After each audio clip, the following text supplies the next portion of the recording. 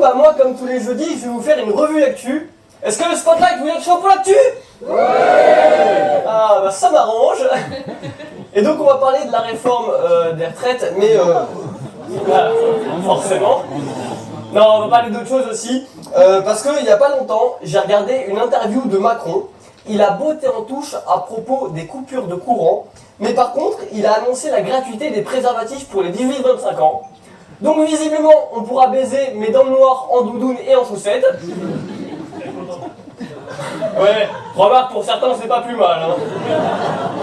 Oh, que tu es beau, mais on est dans le noir. Tais-toi, David, et prends-moi. Mais je m'appelle pas David.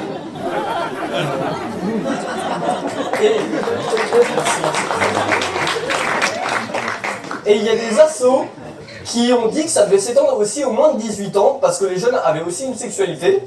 Moi, je trouve que c'est une bonne chose, mais il y a toujours des gens dans l'excès, et ils ont dit « Quoi? Mais du coup, il y a des enfants de 7 ans qui pourront acheter des capotes !» Et il y a Morandini qui était là, et alors? Ça va? Morandini qui a fait une émission sur Adrien Quatennens, un mec accusé de détournement de mineurs qui parle d'un mec condamné pour violence conjugale. Si Darmanin commente l'affaire et que Norman fait une blague dessus, c'est le bingo.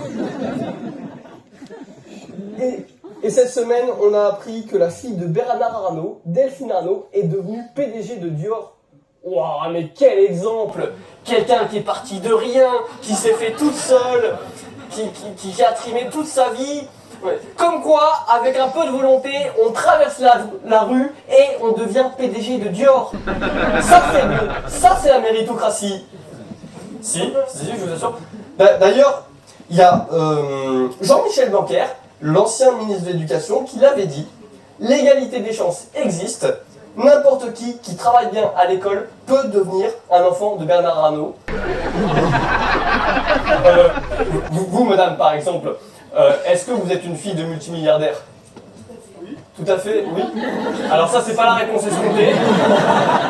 Mais, pas du tout. Ah mais vous avez le droit, hein. Vous, est-ce que vous êtes une fille de multimilliardaire? Tout à fait. Tout à fait. Est-ce qu'il y a des gens qui ne sont pas des filles de multimilliardaires? Non mais en vrai, vous n'êtes pas? Non. Bah voilà, c'est parce que vous avez rien branlé à l'école. Si à la place de regarder les dessins animés, vous faisiez vos devoirs de l'équitation et du violon, vous n'en seriez pas là. Bah vous regardez des dessins animés quand vous étiez petite. Oui, bah voilà. Alors que Delphine Arnault, elle, dès l'âge de 1 mois, elle portait déjà des grenouillères Dior pour s'imprégner de la marque, pour pouvoir la diriger plus tard.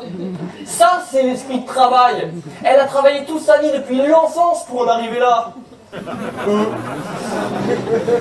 Non mais... Après, bon, faut pas critiquer les grandes fortunes parce que ça fait du ruissellement. Si, ça fait... Alors, c'est parce qu'ils ont mis des rigoles. Mais ça ruisselle, mais entre eux. Et nous, on rigole pas. Oh, le jeu de mots. On va trop loin.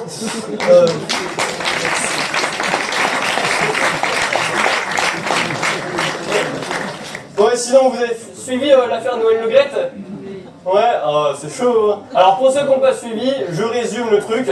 Il y a Noël Le Graët, le président de la Fédération Française de Football, qui a dit à propos de Zidane, j'en ai rien à secouer, il peut aller où il veut, je le prendrai même pas au téléphone.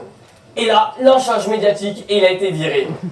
Alors que avant, propos racistes, propos homophobes, gestes sexistes, harcèlement moral et harcèlement sexuel, est-ce qu'il a été viré? Non.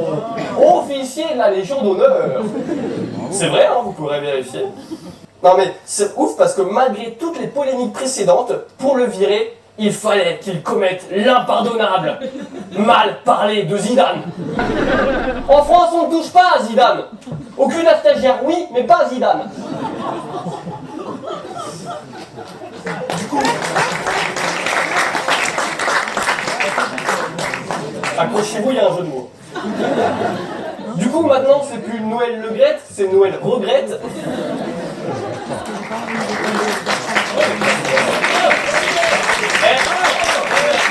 Et bientôt, Noël Retraite. Non, ça c'est pas sûr. Parce qu'avec la réforme, les manifs, tout ça, on n'est plus sûr. Hein. Le seul truc dont on sera sûr avec la réforme des retraites, c'est qu'on sera tous à la retraite avant Michel Drucker, et ça c'est rassurant. Hein. D'ailleurs, il faut cotiser 170 trimestres pour avoir une retraite à taux plein. Lui, je suis sûr, il en a au moins 2000, il sait même pas quoi en faire. Dans 200 ans, quand il va mourir, son héritage, ce sera ses trimestres de cotisation. J'en lègue 100 à ma petite fille, 50 à mes enfants. Vos enfants sont déjà morts. Ah, alors donnez le reste aux enfants pauvres d'Afrique. Eux aussi, ils sont déjà morts. Bientôt, il y aura des mecs de 62 piges, ils seront là. Michel, donnez-nous des trimestres, s'il vous plaît. Avec Sarko, c'était travailler plus pour gagner plus.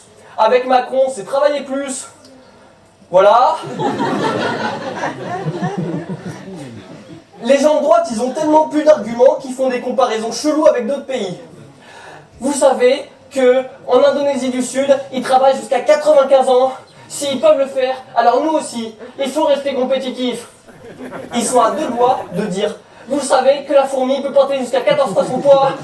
S'ils peuvent le faire, alors nous aussi, il faut rester compétitifs.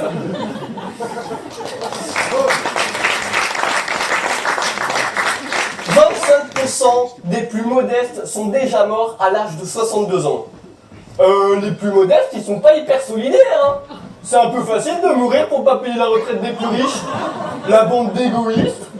Ils sont là, ah non, hors de question que je travaille, que je cotise jusqu'à 64 ans. Moi, je vais mourir peinard à 58 ans dans un accident du travail.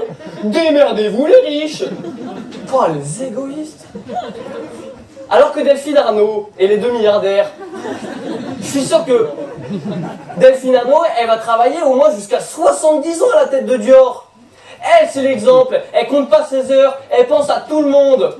En particulier à ses enfants, sur qui elle va faire ruisseler l'entreprise. Non, en vrai, ça sert à rien d'avoir des arguments logiques. Ils s'en foutent. Ce qu'il faudrait, c'est que les députés d'opposition nous annoncent que le texte de la réforme des retraites contient des propos insultants sur Zinedine Zidane. Et là, oh, plus de réforme. Merci beaucoup.